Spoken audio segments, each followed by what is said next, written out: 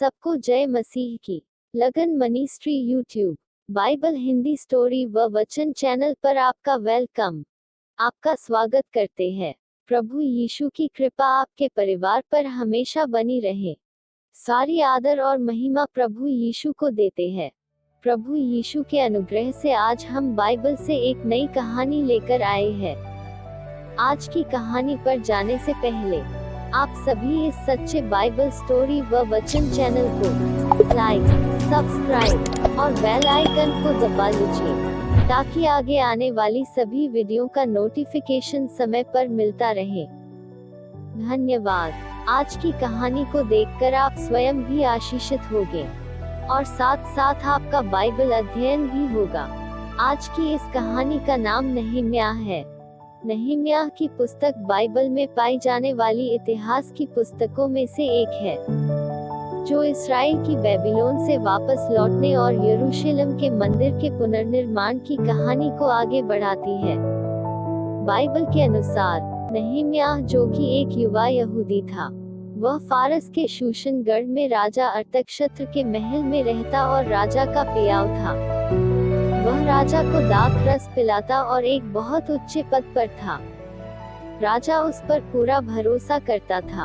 एक समय ऐसा आया जब नहम्याह के यहूदा देश से आए हुए कुछ लोग उससे मिलने राजगढ़ में आए। उनमें से एक व्यक्ति, जिसका नाम हनानी था, नहम्याह 1:3 में, उसने नहम्याह को बताया कि यरूशलेम की स्थिति बहुत बुरी है। वे लोग दुर्दशा में पड़े हैं, उनकी निंदा हो रही है, क्योंकि वहां की शहर पनाह की दीवार टूटी हुई है और फाटक जले हुए हैं। परंतु ऐसा कैसे हुआ? आपको पता है, जब राजाओं का युग चल रहा था, इजराइल का दूसरा राजा दाऊद बना और उसके स्थान पर उसका बेटा सुलेमान बैठा। तब सुलेमान ने यरूशलेम में परमेश्वर का एक भव्य मंदिर बनवाया। परंतु धीरे धीरे सभी राजा और यहूदी लोग परमेश्वर के ठहराए नियमों पर नहीं चले और परमेश्वर ने उनको त्याग दिया। आपको ज्ञात हो कि तब राजा नबूकदनेस्सर ने यरूशलेम पर आक्रमण किया, तो वह उस मंदिर और नगर को तहस नहस करके लूट कर ले गया और इजरायली लोगों को भी बंदी बना कर ले गया। उसमें से कुछ लोग उस बंधुआई से वापस आ चुके हैं और उसमें शद्रक, मेशक और अबेदनगो भी थे।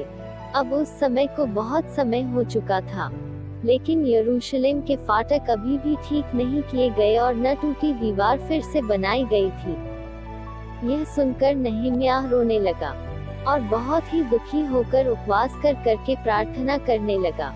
हे स्वर्ग के परमेश्वर यहोवा, हे महान और भय योग्य ईश्वर, तू जो अपने प्रेम रखने वाले और आज्ञा मानने वाले के विषय अपनी वाचा पालता और उन पर करुणा करता है, तू कान लगाए और आंखें खोले रहे कि जो प्रार्थना मैं इस समय तेरे दास इस्राएलियों के लिए दिन रात करता रहता हूँ, उसे तू सुन ले।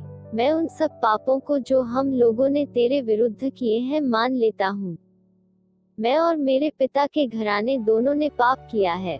हमने तेरे सामने बहुत बुराई की है और जो आज्ञाएं, विधियां और नियम तूने अपने दास मूसा को दिए थे, उनको हमने नहीं माना। फिर भी उस वचन की सुधि ले जो तूने अपने दास मूसा से कहा था कि यदि तुम लोग विश्वासघात करो तो मैं तुमको देश देश के लोगों में तितर बितर करूंगा। परंतु यदि तुम मेरी ओर फिरो और मेरी आज्ञाएं मानो और उन पर चलो, तो चाहे तुम में से निकाले हुए लोग आकाश की छोर में भी हों, तो भी मैं उनको वहां से इकट्ठा करके उस स्थान में पहुंचाऊंगा जिसे मैंने अपने नाम के निवास के लिए चुन लिया है। अब वे तेरे दास और तेरी प्रजा के लोग हैं, जिनको तूने अपनी बड़ी सामर्थ और बलवंत हाथ के द्वारा छुड़ा लिया है। हे प्रभु, विनती यह है कि तू अपने दास की प्रार्थना पर और अपने उन दासों की प्रार्थनाओं पर जो तेरे नाम का भय मानते हैं, कान लगा और आज अपने दास का काम सफल कर। नहम्याह ने परमेश्वर से प्रार्थना की कि वह नगर को बचाने के लिए उसका उपयोग करे, और वह दुखी रहता था, किंतु राजा के राजमहल में कोई भी व्यक्ति दुखी होकर काम नहीं कर सकता है। इसलिए जब नहम्याह ने राजा को दाख मधु को पीने के लिए दिया, इससे पहले नहम्याह उसके सामने कभी उदास न हुआ था। तब राजा ने उससे पूछा, तू तो रोगी नहीं है, फिर तेरा मुंह क्यों उतरा है? यह तो मन ही की उदासी होगी। तब वह अत्यंत डर गया और राजा से कहा, हे राजा, सदा जीवित रहे। जब वह नगर जिसमें मेरे पुरखाओं की कब्रें हैं उजाड़ पड़ा है और उसके फाटक जले हुए हैं, तो मेरा मुंह क्यों न उतरे? राजा ने उससे पूछा, फिर तू क्या मांगता है? तब मैंने स्वर्ग के परमेश्वर से प्रार्थना करके राजा से कहा, यदि राजा को भाई और तू अपने दास से प्रसन्न हो, तो मुझे यहूदा और मेरे पुरखाओं की कब्रों के नगर को भेज, ताकि मैं उसे फिर से बनाऊं। राजा के पास साथ में ही रानी भी बैठी थी। परमेश्वर ने फारस के राजा अर्तक्षत्र के मन को नम्र करते हुए उसकी प्रार्थना का उत्तर दिया, जिसने न केवल उसे अपनी आशीष दी, अपितु इस परियोजना को पूरा करने के लिए आवश्यक सामग्री भी प्रदान की। राजा ने उससे पूछा, तू कितने दिन तक यात्रा में रहेगा और कब लौटेगा? सो राजा उसे भेजने को प्रसन्न हुआ। नहम्याह को राजा के द्वारा यरूशलेम लौटने की अनुमति दे दी गई। नहम्याह की स्थिति और पद अच्छा था, लेकिन वह अपने देश की स्थिति पर चिंतित था और प्रार्थना करता था। यही कारण है परमेश्वर उसे राजा का अनुग्रह प्रदान करता है और उसे राजा के द्वारा दीवार बनाने के लिए सारी सामग्री प्रदान की जाती है। नहम्याह 2:8 में लिखा है, वह कहता है, मेरे परमेश्वर की कृपा दृष्टि मुझ पर थी, इसलिए राजा ने यह विनती स्वीकार कर ली। मतलब परमेश्वर का हाथ नहम्याह के ऊपर था। 1 पत्रस 5:6 में लिखा है, परमेश्वर के बलवंत हाथों के नीचे नम्रता से रहो, तो वह तुम्हें उचित समय में बढ़ाएगा। आमीन। एक निश्चित समय पर नहम्याह राजा के अधिकारों सहित यरूशलेम को जाने के लिए फारस से चल पड़ता है। राजा ने उसके संग सेनापति और सैनिक सवार भी भेजे। ये सब परमेश्वर की उस पर कृपा थी। सफर के बाद नहम्याह अपने देश वापस पहुंच जाता है। जब वह यरूशलेम पहुंच गया, तब वहां 3 दिन रहा और एक रात उठकर यरूशलेम की टूटी पड़ी हुई शहरपनाह और जले फाटकों को देखा। उसने पूरे नगर और टूटी हुई शहरपनाह और मंदिर का भी निरीक्षण किया।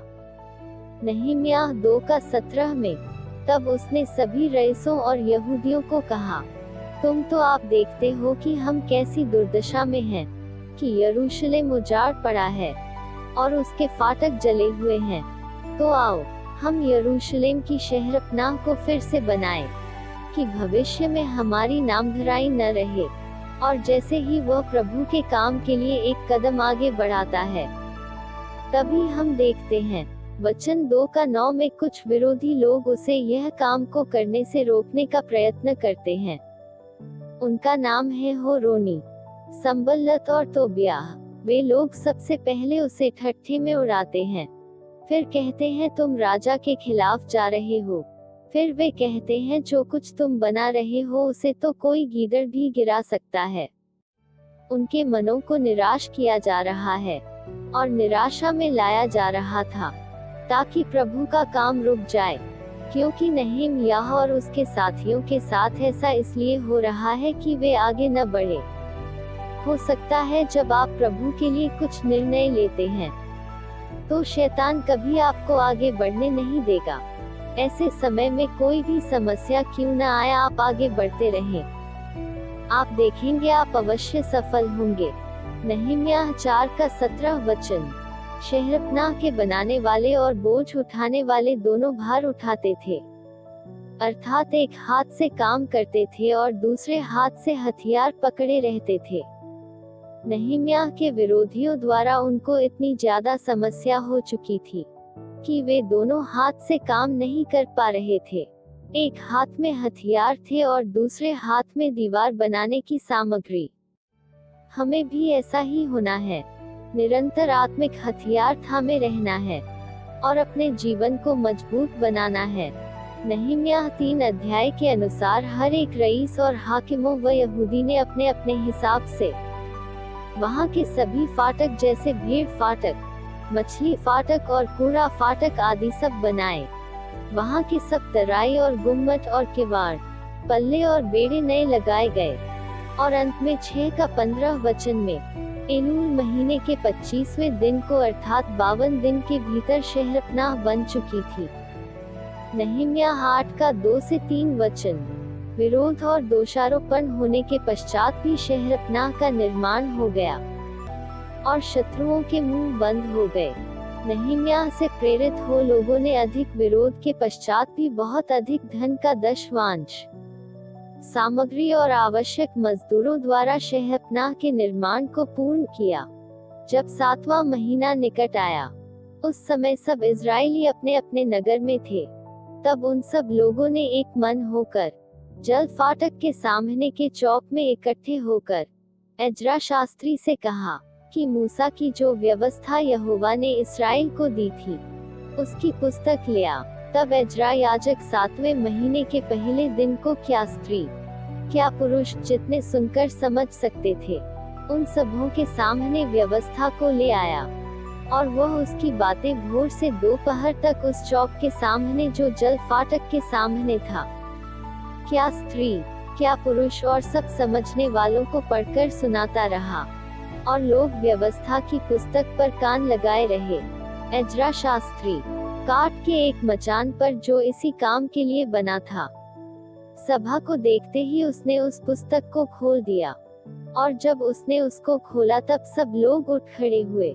तब एज्रा ने महान परमेश्वर यहोवा को धन्य कहा, और सब लोगों ने अपने अपने हाथ उठाकर आमीन आमीन कहा और सिर झुकाकर अपना अपना माथा भूमि पर टेक कर यहोवा को दंडवत किया।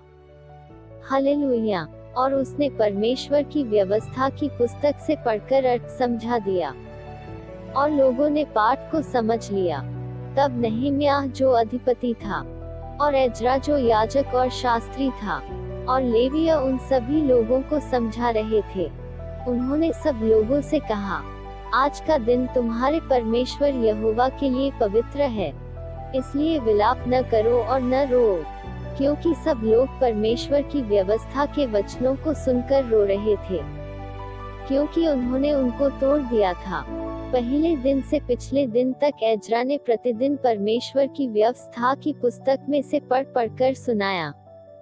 यूं वे 7 दिन तक पर्व को मनाते रहे, और 60वें दिन नियम के अनुसार महासभा हुई।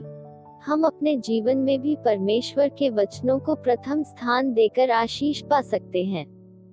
आमीन। हालेलुया। तो भी यह एकीकृत प्रयास थोड़े ही समय तक बना रहा, क्योंकि जब नहम्याह थोड़ी देर के लिए उन्हें छोड़कर जाता है, तब यरूशलेम फिर से धर्म त्याग में गिर जाता है। 12 वर्षों के पश्चात अपनी वापसी पर वह शहरपनाह को तो दृढ़ता से खड़ा हुआ, परंतु अपने लोगों को कमजोर पाता है।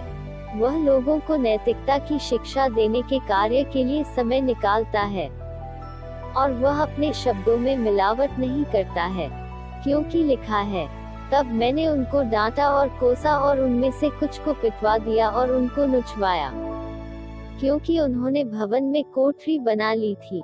साथ साथ दंशवास देना बंद और विश्राम दिन को मनाना छोड़ दिया था। उसने प्रार्थना के द्वारा सच्ची आराधना को पुनः स्थापित किया, और परमेश्वर के वचन के पठन और उसके पालन किए जाने के द्वारा लोगों को जागृति के लिए उत्साहित किया। तो हमें इस कहानी से शिक्षा मिलती है कि नहम्याह एक प्रार्थना और उपवास करने वाला व्यक्ति था, और उसने अपने लोगों के लिए बहुत अधिक जुनून के साथ प्रार्थना की।